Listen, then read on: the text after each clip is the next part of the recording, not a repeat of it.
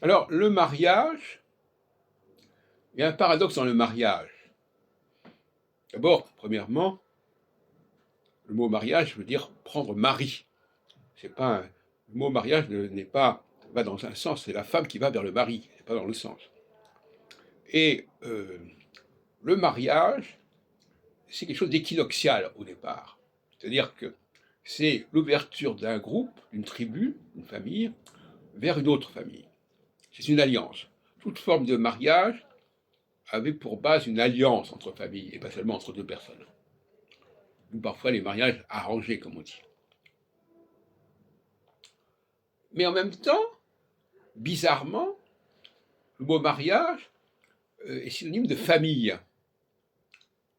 Et ça, c'est assez étrange, parce que finalement, euh, c'est une construction juridique, ou est-ce que c'est une construction génétique? C'est une construction génétique d'une certaine manière, mais elle se fait dans un cadre juridique, donc un cadre artificiel. C'est pour ça qu'il y a les divorces.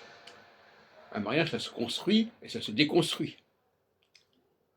Donc, euh, c'est un lieu très ambigu, le mariage, le couple.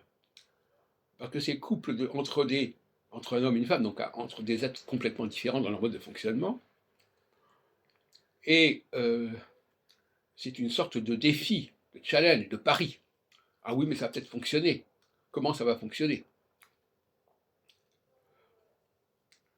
Et en tout état de cause, il y a dans le judaïsme une confusion. Le mariage passe par l'homme. C'est l'homme qui détermine la lignée, c'est pas la femme. Et d'ailleurs, en France, il y a le problème de la loi salique, enfin, c'est un autre problème encore. Mais le, le choix de l'épouse est secondaire. C'est pour ça que d'ailleurs, David a épousé une étrangère.